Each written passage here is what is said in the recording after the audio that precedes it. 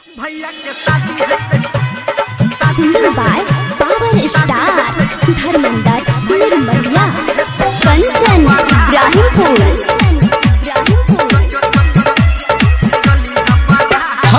DJ पे नचबै रे करबै पार्टी, डीजे पे नचबै रे करबै पार्टी। भैया के शादी हेतै चली हम बाराती, भैया के शादी हेतै चली हम बाराती। डीजे पे नचबै रे करबै पार्टी, डीजे पे नचबै रे करबै पार्टी। भैया के शादी हेतै चली हम बाराती, भैया के शादी हेतै चली हम बाराती। भैया के शादी हेतै चली हम बाराती।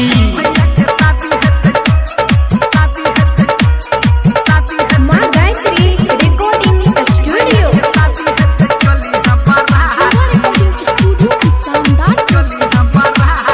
कंचन इब्राहिमपुर। हे रे नया नया भौजी हेतै सेल्फी खिचेबै, भौजी के बहिन संगे सबके नचेबै।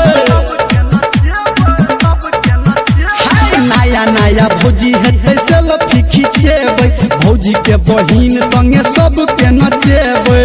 करतो स्वागत मिलके सबटा सराती, करतो स्वागत मिलके सबटा सराती। भैया के शादी हेतै चली हम बाराती, भैया के शादी हेतै चली हम बाराती। भैया के शादी हेतै चली हम बाराती।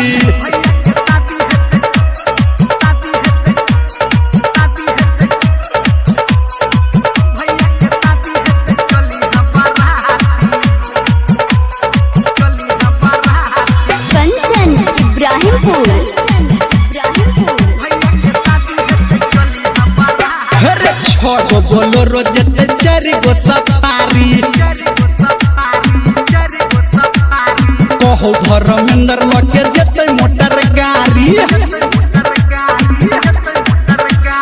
6 गो बोलोरो जेते 4 गो सफारी, कहो संजय गौतम लगे जेते मोटर गाड़ी। राइटर सोनटू से है कहबै रे साथी, राइटर सोनटू के कहबै रे साथी।